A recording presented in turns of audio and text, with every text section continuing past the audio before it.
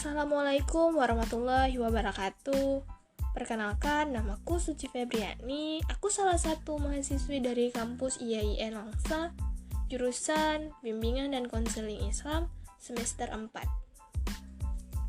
Selamat datang di podcastku yang pertama, yang dimana aku akan berbincang-bincang atau sharing tentang menjadi orang yang positif tanpa toxic positivity. Menjadi orang yang positif, siapa sih yang gak mau? Dimana kita bisa memberikan manfaat bagi orang lain, kita bisa memiliki sebuah mindset yang positif, kita juga bisa menyebarkan aura yang positif kepada orang lain. Dan aku yakin pasti kita semua kepengen nih bisa jadi orang yang positif. Masalahnya, untuk menjadi orang yang positif itu bukan berarti kita adalah orang yang selalu berpikir positif di setiap saat dan di setiap waktu. Karena kalau salah-salah, kita akan terjebak di yang namanya toxic positivity. Toxic positivity itu sendiri apa sih?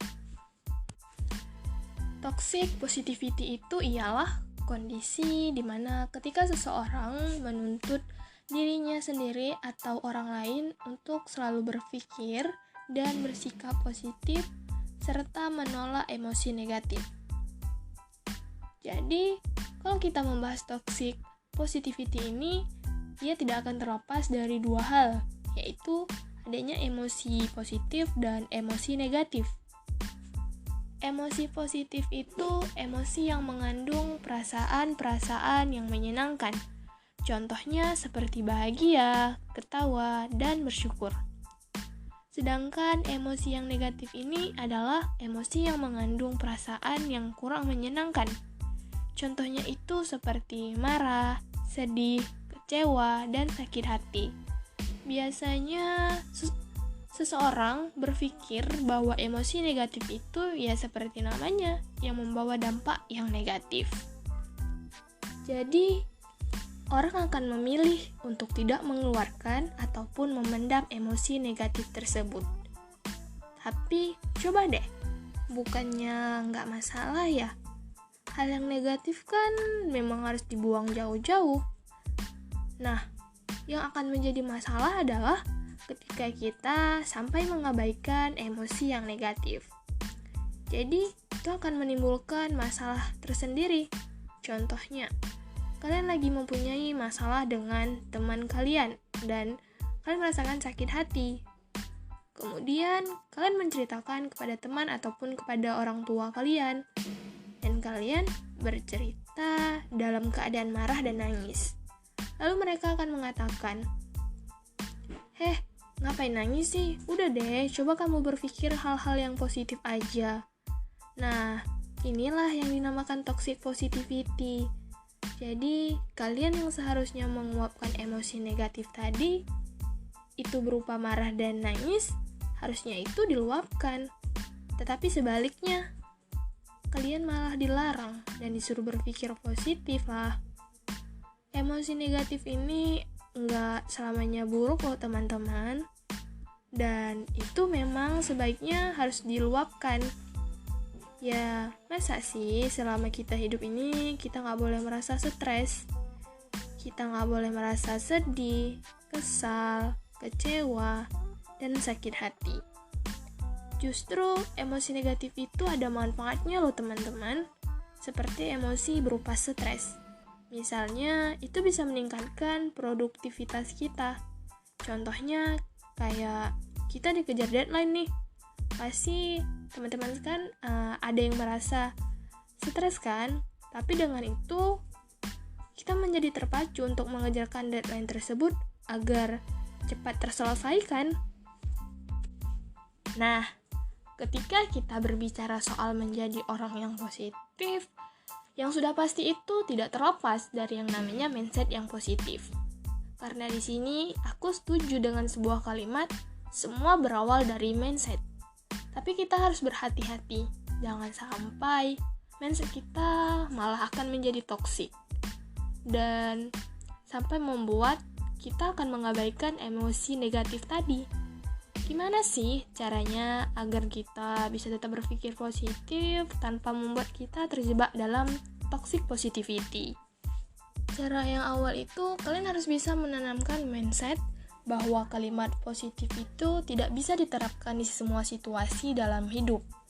Nah, biasanya mindset positif akan digunakan untuk membelokkan emosi negatif, untuk mendistract emosi negatif tersebut biar tidak muncul.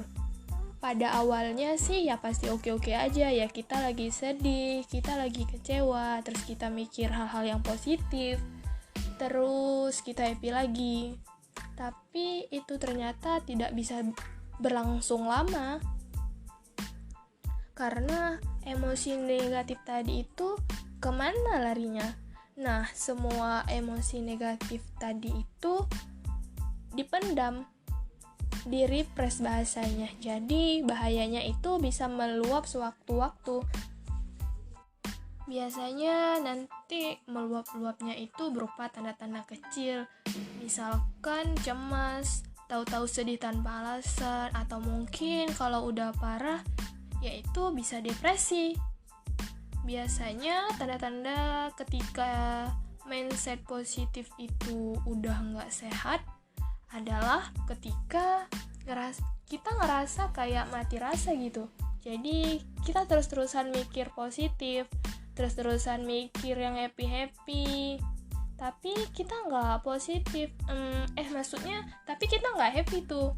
Kita nggak ngerasain apa-apa. Nah, itu yang harus perlu diwaspadai. Berarti itu tandanya mindset positif tadi itu bukan solusinya, melainkan teman-teman harus mengatasi permasalahan yang sebenarnya, yaitu emosi negatif tadi. Jadi ketika kita sedih, kita marah, kita stres, kita kecewa, ya udah diterima aja. Itu udah merupakan respon yang jujur dari kita kalau ini tuh kita tuh lagi nggak baik-baik aja gitu. Selanjutnya, apa sih yang membuat orang itu bisa berpikir positif? Yang bisa membuat orang itu berpikir positif yaitu dengan cara lebih percaya diri dan memperbaiki suasana hati. Berpikir positif bukan berarti kita mengabaikan situasi hidup yang tidak menyenangkan. Berpikir positif adalah dapat ditunjukkan ketika kita menghadapi ketidaknyamanan dengan cara yang lebih positif dan produktif. Pikiran positif akan menuntun kita untuk memikirkan hal terbaik yang akan terjadi, bukannya yang terburuk.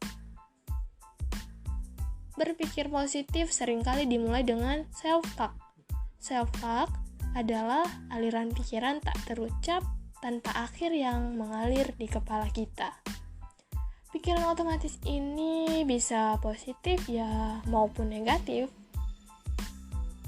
Beberapa dari self-talk kita berasal dari logika dan nalar. Self-talk lainnya mungkin timbul dari kesalahpahaman yang kita buat karena kurangnya suatu informasi.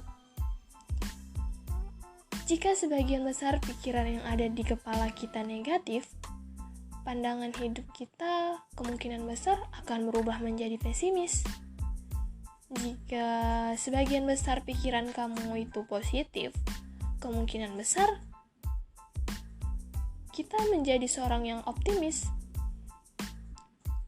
Lalu, bagaimana cara membangun pikiran positif itu? Nah, yang pertama itu, lihatlah dari sisi baiknya.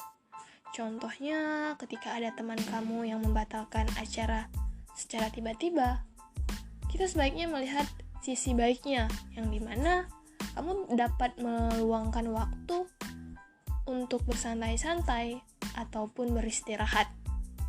Dan sebisa mungkin, kamu harus bisa menghindari rasa kesal atau kecewa, karena akan membuat pikiran dipenuhi hal negatif. Dan yang kedua, biasakan bersyukur agar pikiran tetap positif dan hidup terasa lebih berarti. Baik, Cukup sekian yang dapat aku sampaikan. Lebih dan kurang aku mohon maaf. Semoga apa yang aku sampaikan dapat bermanfaat bagi teman-teman sekalian, dan sampai jumpa di podcast selanjutnya. See you!